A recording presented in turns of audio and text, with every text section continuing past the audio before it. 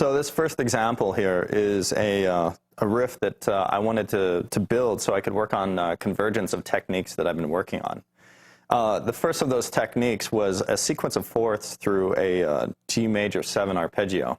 So I'll show you that very slowly, and then we'll go on to the next part.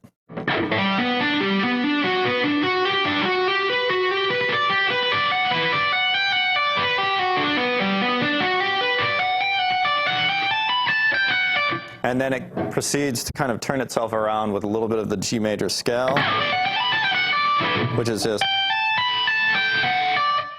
And then we go into a C major sweep second inversion, and then a root C major inversion, turned around with a bit of the G major scale, and then descending picked scale, and then an E minor arpeggio, second inversion,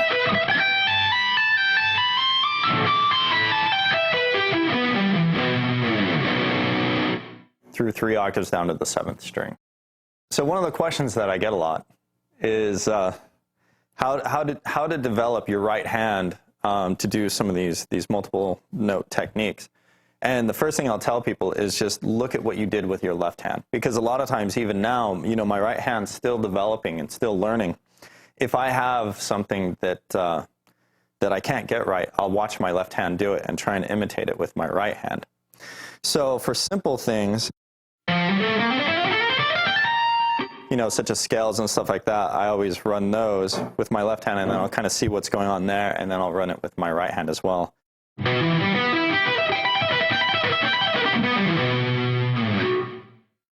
So that's what I'll do, and you know, it started off with simple things like pentatonics,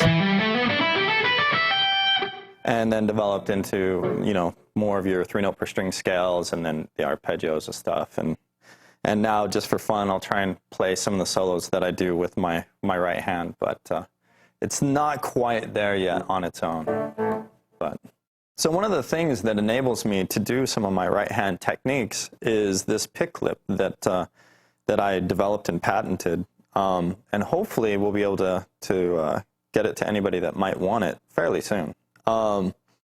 It started from the idea that I needed to maintain contact with the pick while I would open up my hand for the right hand tapping stuff. And so for the longest time I tried gluing a rubber band to the pick and then putting that around, but that would always wear out with you know, the pinch harmonics and stuff like that. So I had to come up with another idea, and thumb picks themselves, traditional thumb picks, were way too long, and even when you cut them down to be the right length, the angle on them was just wrong for me. So I wanted something where any pick that I wanted to use, I could attach to my thumb, and this was the solution. So now with my Sharpie picks, I can keep them attached to my thumb and do all the two-handed stuff that I like to do. And yeah, it just makes things easier. It also, you know, if you want, you know, do any of that finger picking stuff too, it works very well. So any of that kind of stuff will work out really well. So when you pick it up from the G major 7, and then go into that C major sweep, that's how I use a little bit of slurring to give myself time to plant my hand. So like that with this pick. Another good example is the, actually probably going from the,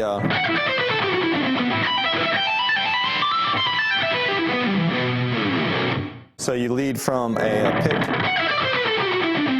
to the,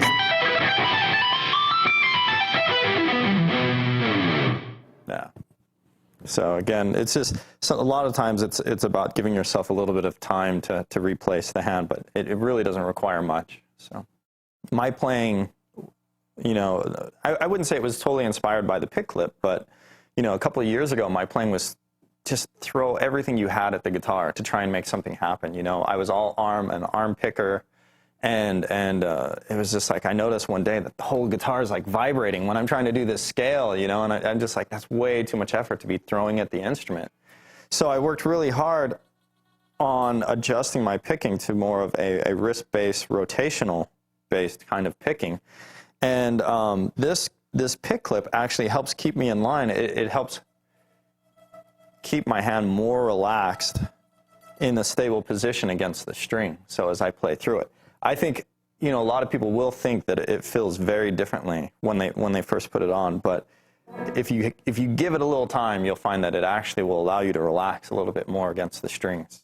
It feels very comfortable to go back and forth between finger picking and tapping or whatever. There's you know, to me, I don't feel like there's a total change in technique. I think like you might sometimes, like if you were clutching into a pick and doing some tapping, and you know, some people will try and do the multiple finger taps while holding a pick, and to me that feels like instantly everything changes, you know, and you're having to exert effort here when, you know, the natural tendency of the hand is to have every finger conform, and so once you're exerting tension here, you have to counter that here with what you're doing on the fretboard. So to me, that's a big plus of this idea.